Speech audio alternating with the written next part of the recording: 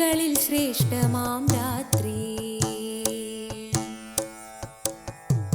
രാത്രികളിൽ ശ്രേഷ്ഠമാം രാത്രി, അജ്ഞാനമകലുന്ന രാത്രി, കലിയുഗാന്ത്യത്തിൻ്റെ പുണ്യരാത്രി, കൽമഷമകലുന്ന രാത്രി, രാത്രികളിൽ ശ്രേഷ്ഠമാം രാത്രി, അജ്ഞാനമകലുന്ന രാത്രി, കലിയുഗാന്ത്യത്തിൻ്റെ. നവരാത്രിയിൽ 9 ദിവസവും ദുർഗാപൂജ നടക്കാറുണ്ട്. നമുക്ക് 9 ദുർഗമാരെയും പരിചയപ്പെടാം. നവദുർഗയിൽ ആദ്യം പൂജിക്കുന്നത് ശൈലപുത്രിയാണ്. ശൈലം പർവ്വതം. പർവ്വതത്തെ തന്നെ ദേവിയായിട്ട്, പർവ്വതത്തിൻ്റെ ശക്തി എന്താണ്? പർവ്വതം പോലെ ഉയർന്ന ഉറച്ച ആ മനോസ്ഥിതി, ആ പവർ, അതിനെ തന്നെ പൂജിക്കുകയാണ്. ഒന്ന് ഉയർന്ന സ്ഥിതി. ഉയർന്ന സ്ഥിതി മീൻസ് ഹയർ കോൺഷ്യസ്നെസ്. നമ്മുടെ ബോധമണ്ഡലം എപ്പോഴും ഉയർന്ന വിചാരങ്ങൾ, ശ്രേഷ്ഠ വിചാരങ്ങൾ. നമ്മുടെ അബ്ദുൽ കലാംജി പറയുമായിരുന്നല്ലോ, ഉയർന്ന സ്വപ്നം കാണൂ, ശ്രേഷ്ഠ വിചാരങ്ങൾ കൊണ്ടൊരു കഠിനാധ്വാനം ചെയ്യൂ, നിങ്ങൾ ലക്ഷ്യപ്രാപ്തിയിലെത്തും. അപ്പം നമ്മുടെ ജീവിതത്തിൽ ഒരിക്കലും ഏത് സാഹചര്യത്തിലൂടെ കടന്നു പോകുമ്പോഴും നമ്മുടെ വിചാരധാര താഴ്ന്ന ലെവലിലേക്ക് പോരെ, ലോ ഫീലിംഗ് ഉണ്ടാകരുത് എന്നർത്ഥം. ഏത് വിപരീത സാഹചര്യത്തിലൂടെ പോകുമ്പോഴും അതിനെ മറികടക്കാൻ നമുക്ക് വേണ്ടത് അതിലും ഉയർന്ന വിചാരഗതികളാണ്. അപ്പോൾ ഇത്ര താഴ്ന്ന ഒരു സാഹചര്യം നമ്മുടെ മുന്നിലുണ്ടെങ്കിൽ അതിനെ ക്രോസ് ചെയ്യാൻ നമ്മുടെ മനോവിചാരം കുറച്ചും കൂടി ഉയരത്തിലേക്ക് പോകണം. അപ്പം നമുക്കതിനെ ക്രോസ് ചെയ്ത് മറികടന്ന് അപ്പുറത്ത് പോകാൻ എളുപ്പമാണ്. ഒരു മല, പർവ്വതത്തെ മറികടക്കാൻ നമ്മൾ മല പൊട്ടിക്കാൻ നിൽക്കാറില്ല. അതിനെ ചുറ്റികൊണ്ട് പൊട്ടിക്കാൻ നിൽക്കുന്നത് ടൈം വേസ്റ്റ്, എനർജി വേസ്റ്റാണ്. മല കിടക്കാൻ നമ്മൾ മലയുടെ മേലെ കൂടെ പറന്നപ്പുറത്തേക്ക് പോവുക എന്നുള്ളതാണ് എളുപ്പം. ആ ഒരു ഫ്ലൈയിങ് സ്റ്റേജ് നമ്മുടെ മനസ്സിനെ ഉയരത്തിലേക്ക് കൊണ്ടുപോകുമ്പോൾ പ്രശ്നങ്ങൾ താഴത്തേക്ക് വരും. അപ്പോൾ ആ ഒരു കരുത്ത് നമുക്ക് എല്ലാവർക്കും വേണം. ശരിക്കും ശൈലപുത്രി നമുക്ക് നൽകുന്ന സന്ദേശം അതാണ്. രണ്ടാമത്തെ ദുർഗ ബ്രഹ്മചാരിണി എന്നാണ് അറിയപ്പെടുന്നത്. ബ്രഹ്മചാരിണി ദേവി പൂജയാണ് ചെയ്യുന്നത്. ബ്രഹ്മചര്യത്തെ തന്നെ, പരിശുദ്ധിയെ തന്നെ ദേവിയായിട്ട് പൂജിക്കുകയാണ്. അപ്പോൾ നമ്മളൊന്ന് ആലോചിച്ച് നോക്കണം, ജീവിതത്തിലെ ബ്രഹ്മചര്യത്തിനും പരിശുദ്ധിക്കും എത്ര പ്രാധാന്യമുണ്ട്. മനസ്സ വാച കർമ്മണ, നിർമ്മലമായ ജീവിതമാണ്. കറയില്ലാത്ത, കളങ്കമില്ലാത്ത, ശുദ്ധിയുള്ള ജീവിതത്തിലാണ് സാഫല്യം ഉണ്ടാകുന്നത്. നമ്മുടെ എല്ലാ സഫലതയ്ക്കും വിജയത്തിൻ്റെയും ഐശ്വര്യത്തിൻ്റെയും ആധാരം പരിശുദ്ധിയാണ്. വിചാരങ്ങളിലും വ്യവഹാരങ്ങളിലും നമ്മുടെ വാക്കിലും പെരുമാറ്റത്തിലും അകത്തും പുറത്തും ഒരേപോലെ നമ്മൾ ക്ലീൻ ആയിരിക്കണം, ശുദ്ധമായിരിക്കണം എന്നർത്ഥം. അതുകൊണ്ടാണ് ആ ശുദ്ധിയെ തന്നെ ശക്തിയായിട്ട്, ദുർഗയായിട്ട് നമ്മൾ പൂജിക്കുന്നത്. ഒപ്പം ബ്രഹ്മചര്യം. ബ്രഹ്മചര്യത്തിൻ്റെ കരുത്തിനെ കുറിച്ച് നിങ്ങൾക്ക് എല്ലാവർക്കും അറിയാം. നമുക്ക് നമ്മുടെ വിദ്യാഭ്യാസ കാലഘട്ടം പോലും ബ്രഹ്മചര്യത്തിലാണ് നമ്മളെ പഠിപ്പിക്കുന്നത് പോലും. കാരണം അപ്പോഴേ നമ്മുടെ ബുദ്ധിയിലേക്ക് ജ്ഞാനം, അറിവ് പോലും ധാരണ ചെയ്യുള്ളൂ. ജീവിതത്തിലെ സർവ്വ വിജയങ്ങളുടെ ആധാരം ബ്രഹ്മചര്യത്തിൻ്റെ കരുത്താണ്. എപ്പോൾ ബ്രഹ്മചര്യം ലംഘിക്കുന്നു, നമ്മുടെ ശാരീരികവും മാനസികവും ബൗദ്ധികവുമായ ഊർജം നമുക്ക് കുറയുകയാണ്. അതുകൊണ്ട് ഏത് ശ്രേഷ്ഠകർമ്മത്തിനും, പ്രത്യേകിച്ചും നമുക്കറിയാം, എല്ലാ ജീവജാലങ്ങളും നിങ്ങൾ നോക്കിക്കോളൂ, പ്രത്യുൽപാദനത്തിന് വേണ്ടി മാത്രമേ ഒരു ശാരീരിക ബന്ധത്തിൽ പോലെ ഏർപ്പെടുള്ളൂ. കുഞ്ഞുങ്ങൾക്ക് ജന്മം കൊടുക്കാൻ വേണ്ടി മാത്രം. അതിനു മുൻപ് അതിന് ശേഷവും ശരീരബന്ധത്തിൽ ഏർപ്പെടില്ല, ഒരു മാനവജാതി ഒഴികെ. അങ്ങനെ നമ്മൾ മനുഷ്യൻ കുഞ്ഞുങ്ങൾക്ക് ജന്മം കൊടുക്കുന്നതിന് മാത്രമല്ല, ഈ കാമവികാരം എന്ന് പറയുന്ന ഭോഗവിലാസത്തിന് നമ്മൾ അടിമയായിപ്പോയി. അതുകൊണ്ടാണ് വിവാഹത്തിന് മുമ്പും വിവാഹത്തിന് ശേഷവും കുട്ടികൾ ഉണ്ടായതിനു ശേഷവും എല്ലാം നമ്മൾ ശരിക്കും നമ്മുടെ ഊർജത്തെ, വീര്യത്തെ, ശക്തിയെ എത്രയും നമ്മൾ ചോർത്തിക്കളയണം. അപ്പോൾ ഈ അവസരം നവരാത്രിയിൽ നമ്മൾ വ്രതം എടുക്കാറുണ്ട് 9 ദിവസം. ഈ വ്രതനിഷ്ഠമായ കാലഘട്ടത്തിൽ നമ്മൾ മനസ്സിലാക്കേണ്ടേ, ജീവിതത്തിൽ നമുക്ക് ഏതൊരു നല്ല കാര്യം ചെയ്യണമെങ്കിലും ഒന്ന് ശുദ്ധി, മനസ്സ വാച കർമ്മണ പരിശുദ്ധി വേണം. രണ്ടാമത്തത് ശാരീരികവും മാനസികവുമായ ബ്രഹ്മചര്യവും ഏറ്റവും പ്രധാനമാണ്. ഒരു അശ്ലീല ചിത്രം കാണുന്നത്, അശ്ലീലമായ നോവലുകൾ, പുസ്തകങ്ങൾ വായിക്കുന്നത്, പഠിക്കുന്നത്, മോശമായ ചിത്രങ്ങളും സിനിമകളും സീരിയലുകളും എല്ലാം അഴുക്ക് നിറഞ്ഞത്, വികാര വിക്ഷോഭങ്ങൾ ഉണ്ടാക്കുന്നത് കാണുന്നതെല്ലാം ബ്രഹ്മചര്യത്തിൻ്റെ ലംഘനമാണ്. എല്ലാം തന്നെ അശുദ്ധിയാണ്. അതുകൊണ്ട് ശുദ്ധിക്കാണ് പൂജ, ശുദ്ധിയിലാണ് വിജയം. അതുകൊണ്ടാണ് ബ്രഹ്മചാരിണിയെ ദേവീരൂപത്തിൽ നമ്മൾ പൂജിക്കണം. ബ്രഹ്മചര്യത്തിൻ്റെ മഹത്വം നമ്മൾ ജീവിതത്തിൽ മനസ്സിലാക്കുക. മൂന്നാമത്തെ ദുർഗ ചന്ദ്രഗന്ധ ദേവിയാണ്. ചന്ദ്രനെ പോലെ ശീതളത, കൂൾനെസ്, ശാന്തിക്കും സമാധാനത്തിനും വേണ്ടി, ശീതളതയ്ക്ക് വേണ്ടിയിട്ടാണ് ഈ ദേവിയെ എല്ലാവരും പൂജിക്കുന്നത്. അപ്പോൾ ഒന്ന് ആലോചിച്ച് നോക്കൂ, നമ്മുടെ എല്ലാവരുടെയും ജീവിതത്തിൻ്റെ അൾട്ടിമേറ്റ് എയിം, ഒബ്ജക്റ്റ് എന്താണ്? ശാന്തിയല്ലേ, സമാധാനമല്ലേ? അപ്പം സമാധാനത്തോടു കൂടിയൊരു ജീവിതം, ശാന്തമായൊരു ജീവിതം, അതാണ് നമ്മുടെ ലക്ഷ്യം. ആ ശാന്തിയെ തന്നെ ദേവിയുടെ രൂപത്തിൽ പൂജിക്കുകയാണ്. അപ്പം ശാന്തിക്ക് നമ്മുടെ ജീവിതത്തിന് എത്ര മഹത്വം ഉണ്ടോ അതുപോലെ മറ്റുള്ളവരുടെ ജീവിതത്തിനും, അത് മറ്റുള്ളവരുടെ ജീവിതത്തിലും നമ്മൾ സമാധാനം കൊടുക്കുന്നവരാകണം. അപ്പം നമ്മൾ കുടുംബത്തിൽ തന്നെ നോക്കൂ, നമ്മുടെ കൂടെയുള്ളവരുടെ സമാധാനം കെടുത്തുന്ന മാതിരി എന്തെങ്കിലും വാക്കോ പ്രവൃത്തിയോ പെരുമാറ്റമോ നമ്മളിൽ നിന്നുണ്ടാകരുത്. ശാന്തമായി നമുക്കിരിക്കണമെങ്കിൽ, ശീതളമായിട്ടിരിക്കണമെങ്കിൽ ശക്തി വേണം. ദേഷ്യപ്പെടേണ്ടുന്ന ഒരു സാഹചര്യത്തിൽ ദേഷ്യപ്പെടാതിരിക്കണമെങ്കിൽ അവിടെ നമുക്ക് ശാന്തിയുടെ ശക്തി വേണം.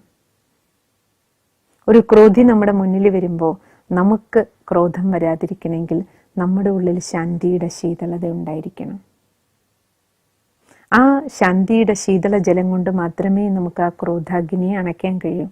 അവർ ചാടി നമ്മുടെ നേരെ വരുന്ന സമയത്ത് നമ്മൾ തിരിച്ചും ചാടുകയാണെങ്കിൽ അവിടെ രണ്ട് തീയും കൂടി കൂട്ടിച്ചേർന്ന് ഉരസിൽ കുറച്ചും കൂടി അഗ്നി ആളിക്കത്തുകയേ ചെയ്യുള്ളൂ. എരുതിയിൽ എണ്ണയൊഴിക്കും പോലെയാകും. അതുകൊണ്ട് നമ്മൾ ചന്ദ്രഗന്ധ ദേവിയെ ആരാധിക്കുക. അർത്ഥം എന്താണ്? ഒന്ന് സ്വയം ശാന്തരായിരിക്കാനും നമ്മുടെ കൂടെയുള്ളവർക്ക് സമാധാനം കൊടുക്കുന്നവരെ നമ്മൾ മാറണം. നമ്മുടെ വീട്ടിലാണെങ്കിലും ജോലി സ്ഥലത്താണെങ്കിലും കൂടെയുള്ളവരുടെ സമാധാനം കെടുത്തുന്ന മാതിരിയുള്ള വാക്കോ പ്രവൃത്തിയോ പെരുമാറ്റമോ നമ്മളിൽ നിന്നുണ്ടാകാതിരിക്കാനുള്ള ശക്തി,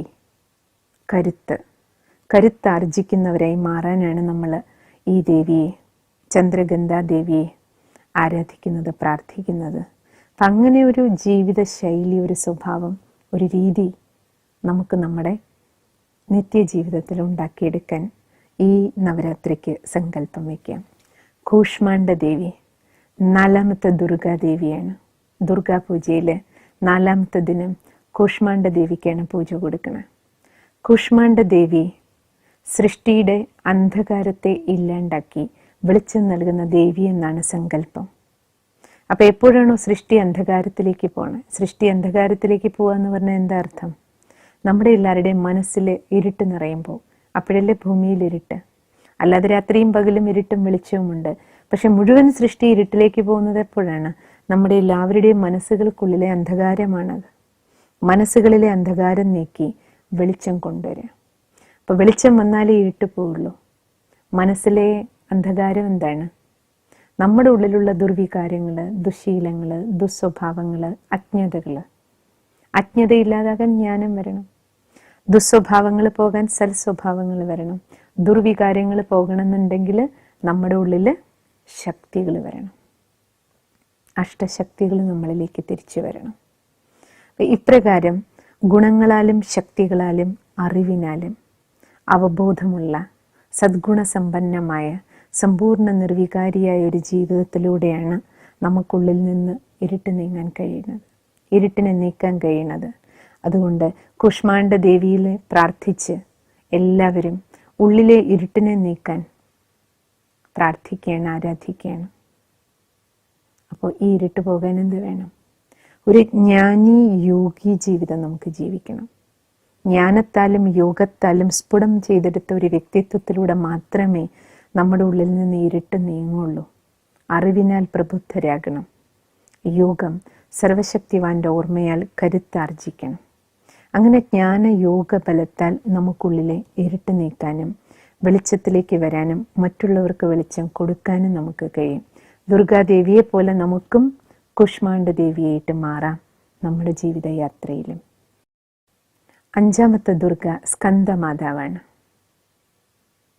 സ്കന്ദമാതാവിനെ ദുഷ്ടശക്തികളെ ഇല്ലാതാക്കുന്ന ദേവിയുടെ പ്രതീകത്തിലാണ് കാണിച്ചിരിക്കുന്നത്.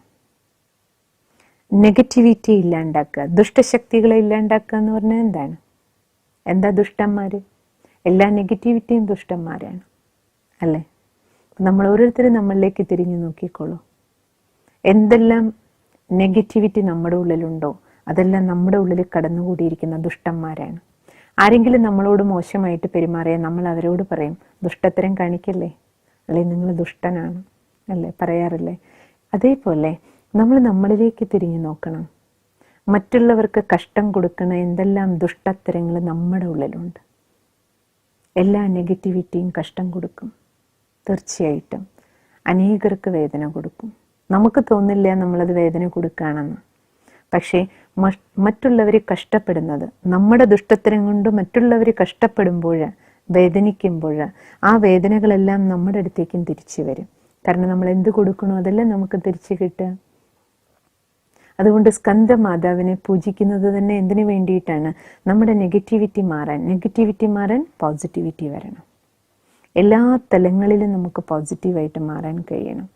വിചാരങ്ങളിൽ നിന്ന് തുടങ്ങണം പോസിറ്റിവിറ്റി. ഏത് സാഹചര്യത്തിലും ഏത് വ്യക്തിയിലും പോസിറ്റീവ് കാണാനുള്ള നമ്മുടെ കഴിവ്, അതായത് നമ്മുടെ കണ്ണടയൊന്ന് മാറ്റാൻ പറയണ സ്കന്ദമാതാവ്. ഗുണഗ്രാഹി ദൃഷ്ടിയാകുന്ന കണ്ണട വയ്ക്കണം. ആരിലാണെങ്കിലും ഹസ്ബൻഡ് വൈഫിൻ്റെ നല്ലത് കാണുക, വൈഫ് ഹസ്ബൻഡിൻ്റെ നല്ലത് കാണുക, അച്ഛനമ്മമാർ മക്കളുടെ പ്ലസ്സുകൾ കാണാൻ തുടങ്ങുക, മക്കള് മാതാപിതാക്കളുടെ നന്മ കാണുക, അമ്മായിയമ്മ മരുമകളുടെ നന്മ കാണുക, മരുമകൾ അമ്മായിയമ്മയുടെ നന്മ കാണുക, ഓഫീസിൽ ബോസിൻ്റെ നന്മയെ കാണാൻ കൂടെയുള്ളവർക്കും, കൂടെ താഴെയുള്ളവർ പണിയെടുക്കുന്ന പണിക്കാരുടെ നന്മയെ കാണാൻ ഒരു ബോസിനും കഴിയാൻ തുടങ്ങിയാൽ, എല്ലാവരുടെയും മനസ്സിൽ ആ പോസിറ്റീവ് എനർജി നിറയാൻ തുടങ്ങിയാൽ, നമ്മളിരിക്കുന്ന സ്ഥാനം പോസിറ്റീവ് എനർജിയുടെ ഒരു കൂടാരമായിട്ട് മാറും. അവിടെ കർമ്മങ്ങളും കാര്യങ്ങളും നമ്മൾ വിചാരിച്ചതിനേക്കാളും വേഗത്തിൽ നടക്കും. എപ്പോൾ നമ്മൾ നെഗറ്റിവിറ്റി കാണാൻ തുടങ്ങുന്നു, അങ്ങോട്ടും ഇങ്ങോട്ടും കുറ്റം കാണാനും കുറ്റം പറയാനും കുറ്റപ്പെടുത്തലുകൾ നടക്കുന്തോറും നെഗറ്റീവ് അറ്റ്മോസ്ഫിയറാണ്. അതാണ് ശരിക്കും ദുഷ്ടന്മാരെ കൊണ്ട് നിറഞ്ഞ സ്ഥലം, ദുഷ്ടതകളെ കൊണ്ട് നിറഞ്ഞ സ്ഥലം എന്ന് പറഞ്ഞാൽ നെഗറ്റിവിറ്റിയുടെ അന്തരീക്ഷമാണ്. അവിടെ കാര്യങ്ങൾ നമ്മൾ എത്ര കഷ്ടപ്പെട്ടാലും നീങ്ങില്ല മുന്നോട്ട്. അതുകൊണ്ട് സ്കന്ദമാതാവിനെ പൂജിക്കുക അർത്ഥം നമ്മളെല്ലാവരും ചെയ്യേണ്ടത് എന്താണ്? അപ്പോൾ നെഗറ്റീവ് സാഹചര്യത്തിൽ പോലും, അഥവാ ആരിലും നെഗറ്റിവിറ്റി കൂടുതലുണ്ടോ അവരിലും എന്ത് പോസിറ്റിവിറ്റി ഉണ്ട്. 99 കുറവുണ്ടെങ്കിലും അവരിലും ഒരു നന്മയുണ്ടാവും. ആ 99 കുറവുള്ള ഒരാളുടെ കൂടെയാണ് എനിക്ക് ജീവിക്കേണ്ടത്. പക്ഷെ അവരുടെ ഒരു പ്ലസ് കണ്ടാലേ എനിക്ക് അവരുടെ കൂടെ അഡ്ജസ്റ്റ് ചെയ്ത് പോകാൻ പറ്റൂ. ഇല്ലെങ്കിൽ എൻ്റെ മനസ്സെപ്പോഴും ഡിസ്റ്റർബ് ആയിരിക്കും. പോസിറ്റിവിറ്റി കാണേണ്ടത് അവർക്ക് വേണ്ടി മാത്രമല്ല, മെയിനായിട്ട് നമുക്ക് വേണ്ടി. നമ്മുടെ മനസ്സ് അസ്വസ്ഥമാകാതിരിക്കണമെങ്കിൽ എല്ലാവരുടെയും നല്ലത് കാണാൻ, പ്ലസ്സുകൾ കാണാനുള്ള ആ ഒരു കഴിവ്, ആ ഒരു കണ്ണട വെച്ച് നമുക്ക് മുന്നോട്ട് ജീവിക്കാൻ ജീവിക്കണം. അതിനുള്ള ഒരു തുടക്കമാകട്ടെ നമ്മുടെ ഈ ദുർഗാപൂജാ ദിനം. 6ാമത്തെ ദുർഗ കാർത്യായനി ദേവിയാണ്. കാർത്യായനി ദേവിയെ കാണിക്കുന്നത് തന്നെ വലിയ വാളും പിടിച്ചുകൊണ്ട് നിൽക്കുന്നതാണ്. വാള് എല്ലാ ശത്രുവിനെ നിഗ്രഹിക്കുന്നത് ആ വലിയ വാൾ ഉപയോഗിച്ചാണ്. അസുര നിഗ്രഹം നടക്കുന്നിടത്തെല്ലാം കാർത്യായനി ദേവിയാണ് കാണിക്കുന്നത്. കാർത്യായനി ദേവിയുടെ കീർത്തനങ്ങളാണ് പാടുന്നത്. അതിൽ നമ്മൾ മനസ്സിലാക്കേണ്ടത് എന്താണ്? ജീവിതത്തിൽ ഏത് അസുരന്മാരെ നിഗ്രഹിക്കാനും നമുക്ക് വലിയ വാള് വേണം. ജ്ഞാന ഖഡ്ഗം, അറിവിനെ വാള് പോലെ ഉപയോഗിക്കാൻ നമുക്ക് കഴിയണം. കാരണം നമ്മുടെ മുന്നിൽ ഏത് തരത്തിലുള്ള ഒരു സാഹചര്യം കടന്നു വരുമ്പോഴും നമുക്ക് അതിൻ്റെ പിന്നിലുള്ള നോളേജ്, അറിവ്, എന്തുകൊണ്ട് ഈ പ്രശ്നം വന്നു, ഇതിനെ ഞാൻ എങ്ങനെ തരണം ചെയ്യണം, അതിനുള്ള ജ്ഞാനത്തിൻ്റെ പോയിന്റ് സ്മരിച്ച് അറിവിനാൽ നമ്മൾ ബോധവാന്മാരായി ആ ബോധത്തോടു കൂടി ആ സാഹചര്യത്തെ നേരിടാൻ നമുക്ക് കഴിഞ്ഞാൽ ശരിക്കും പറഞ്ഞാൽ അതാണ് ആ ശത്രു സംഹാരം എന്ന് പറയുന്നത്. അടുത്ത ദുർഗ കാലരാത്രി ദേവി എന്നാണ്. കാൽ മീൻസ് ഇരുട്ട്, ഡാർക്ക്നെസ്, രാത്രി, നൈറ്റ്. അപ്പോൾ ശരിക്കും പറഞ്ഞാൽ മംഗളം ചെയ്യുക, ഇരുട്ടിൽ മംഗളം കൊണ്ടുവരിക. എവിടെയൊക്കെ ഇരുട്ടുണ്ടോ, കഷ്ടമുണ്ടോ, ദുരിതമുണ്ടോ അവിടെയെല്ലാം മംഗളം ചെയ്യുന്ന മംഗളകാരിയായ ദേവിയായിട്ടാണ് കാലരാത്രി ദേവിയെ കാണിക്കുന്നത്. അപ്പം അതിൻ്റെ അർത്ഥം എന്താണ്? നമ്മളിപ്പോൾ സഞ്ചരിച്ചുകൊണ്ടിരിക്കുന്ന ഈ കാലഘട്ടം തന്നെ നമ്മൾ നോക്കുകയാണെങ്കിൽ കലിയുഗം, ഇരുട്ട് നിറഞ്ഞ ഒരു കാലഘട്ടത്തിലൂടെ നമ്മൾ പോണേ. അമംഗളം ഏതെങ്കിലും തരത്തിൽ എപ്പോഴും എന്തെങ്കിലും ഇരുട്ട് ജീവിതത്തിൽ ബാധിക്കുന്നുണ്ട്. പലർക്കും പലതരത്തിലുള്ള പ്രശ്നങ്ങളാണ് ജീവിതത്തെ ഇരുട്ടിലേക്ക് കൊണ്ടുപോകുന്നത്.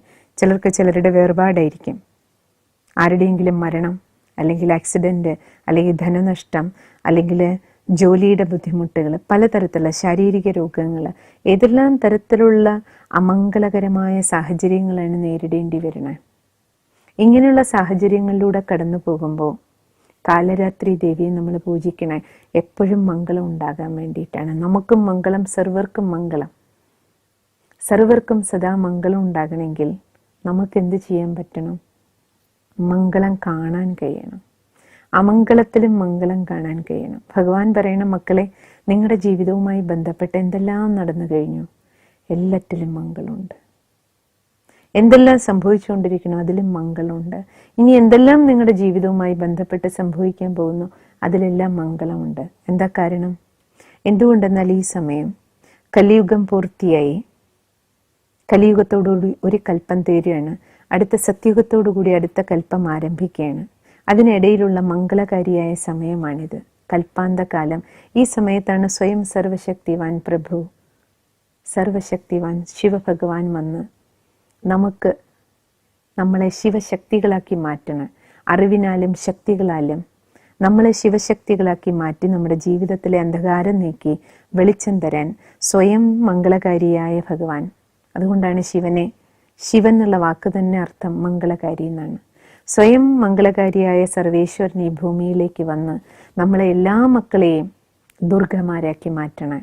നമ്മളെ എല്ലാവരെയും കാലരാത്രി ദേവിമാരാക്കി മംഗളകാരികളാക്കി മാറ്റി നമുക്ക് ശക്തി നൽകുന്ന സമയമാണ്. അപ്പോൾ മാത്രമാണ് നമുക്ക് ഈ സമയത്ത് കലിയുഗത്തിൻ്റെ ഈ അവസാന വേളയിൽ ജീവിതത്തിലേക്ക് വരുന്ന എല്ലാ ഇരുട്ടിലൂടെ സഞ്ചരിക്കുമ്പോഴും അമംഗളത്തിൻ്റെ കാര്യങ്ങൾ ജീവിതത്തിൽ ഉണ്ടാവുമ്പോഴും ഭഗവാന്റെ മഹാവാക്യം, മക്കളെ, അമംഗളത്തിലും മംഗളം. മംഗളം കാണാനുള്ള ഒരു കണ്ണ്, അതിനകക്കണ്ണ് തുറക്കണം, ജ്ഞാനനേത്രം തുറക്കണം. ആ തിരിച്ചറിവിൻ്റെ കണ്ണിലൂടെ നോക്കുമ്പോൾ മാത്രമേ നമുക്ക് അമംഗളത്തിലും മംഗളം കാണാൻ കഴിയൂ. അങ്ങനെ മൂന്നാം കണ്ണ് തുറന്ന്, അകക്കണ്ണ് തുറന്ന്, ജ്ഞാനചക്ഷുസ് തുറന്ന ഒരു ജീവിതമാകട്ടെ നമുക്ക് ഈ നവരാത്രി മുതൽ. എട്ടാമത്തെ ദുർഗ മഹാഗൗരിയാണ്.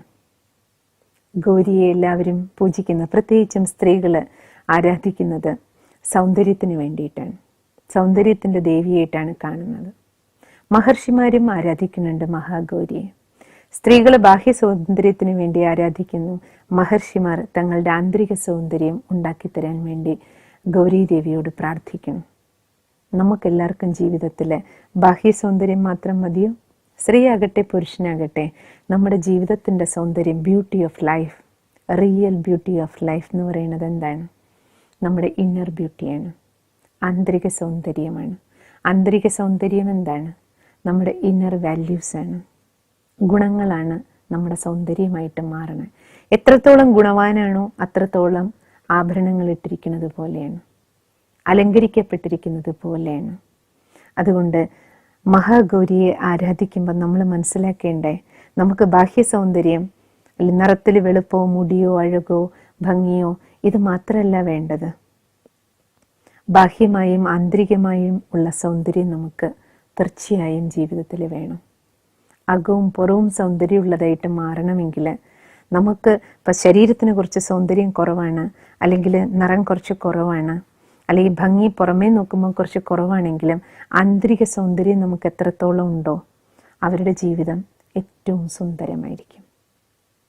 അവരുടെ ജീവിതത്തിൽ സമാധാനമുണ്ടോ?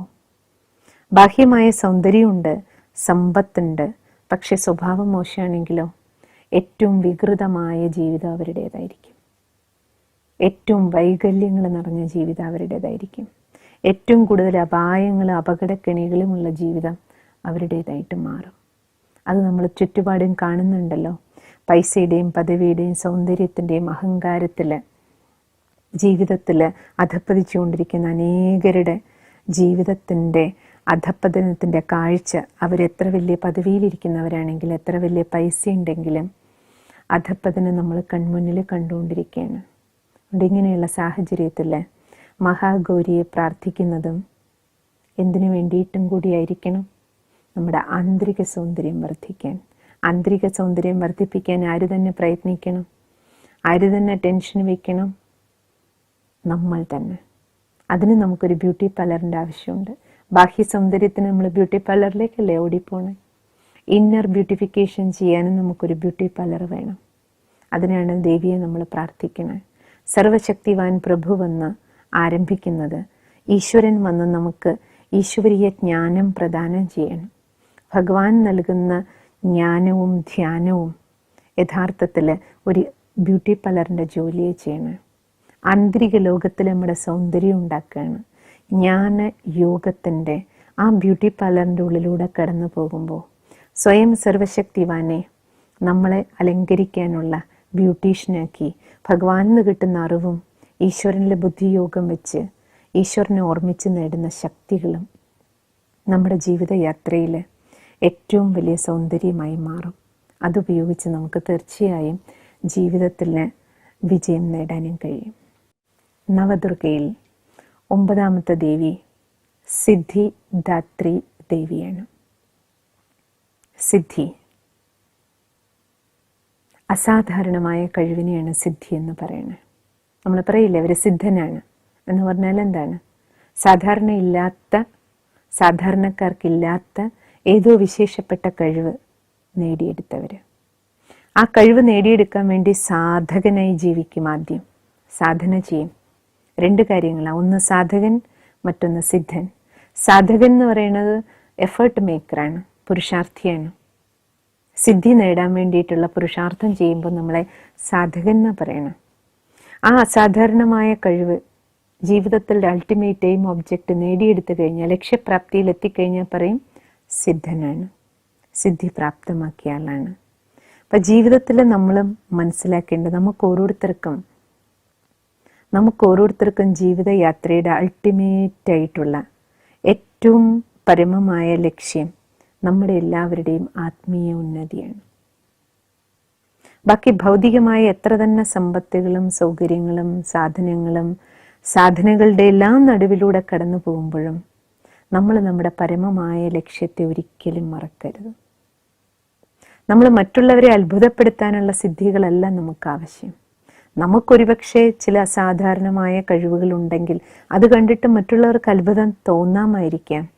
പക്ഷേ മറ്റുള്ളവരെ അത്ഭുതപ്പെടുത്തി മറ്റുള്ളവരുടെ മുന്നിൽ നമുക്ക് വലുതാകാൻ, അല്ലെങ്കിൽ നമ്മൾ വലുതാണ്, നിങ്ങൾക്കില്ലാത്ത കഴിവ് നമുക്കുണ്ട് എന്ന് സിദ്ധികളൊന്നും നമുക്ക് അഹങ്കരിക്കാനുള്ളതല്ല. സിദ്ധികളൊന്നും നമ്മുടെ പേരിനും പ്രശസ്തിക്കുമല്ല. യഥാർത്ഥത്തിൽ ആ സിദ്ധികളെല്ലാം ഒന്ന് നമ്മൾ ചെയ്ത പ്രയത്നത്തിലൂടെ കിട്ടുന്നതും, രണ്ടാമത്തത് ഈശ്വരൻ്റെ പ്രഭുവിൻ്റെ ദാനമാണ്. മെയിൻലി നമ്മൾ മനസ്സിലാക്കേണ്ടത് അതാണ്. ഈശ്വരന് നമ്മളിലൂടെ എന്ത് കാര്യം നടത്തണമോ, ആർക്കൊക്കെ വേണ്ടി എന്തെല്ലാം ചെയ്യിക്കണമോ ചെയ്യിപ്പിക്കുന്ന ആള് ചെയ്യിപ്പിക്കുകയാണ്. ഈ ബോധം നമുക്ക് എല്ലാവർക്കും വേണം. ഏത് സിദ്ധി നേടിയവരും ഇത് മറക്കരുത്. ഹിന്ദിയിൽ ഏറ്റവും നല്ലൊരു വാക്കുണ്ട്, കരൻ കരാവൻഹാർ. ചെയ്യുകയും ചെയ്യിപ്പിക്കുന്ന ആളെ നമ്മൾ മറക്കരുത്. അത് സർവശക്തനാണ്, പ്രഭുവിൻ്റെ ദാനമാണ് നമ്മുടെ എല്ലാ സിദ്ധികളും, എല്ലാ നേട്ടങ്ങളും, എല്ലാ കഴിവുകളും. ആ അർപ്പണ മനോഭാവത്തോടു കൂടി നമ്മൾ നമ്മുടെ കഴിവുകളെ, സിദ്ധികളെ ഉപയോഗിക്കുകയാണെങ്കിൽ ആ സിദ്ധികളെല്ലാം നമുക്കും നമ്മുടെ സമൂഹത്തിനും ഉപകാരപ്പെടും. അനേകരുടെ മംഗളം അതിലൂടെ ഉണ്ടാകും.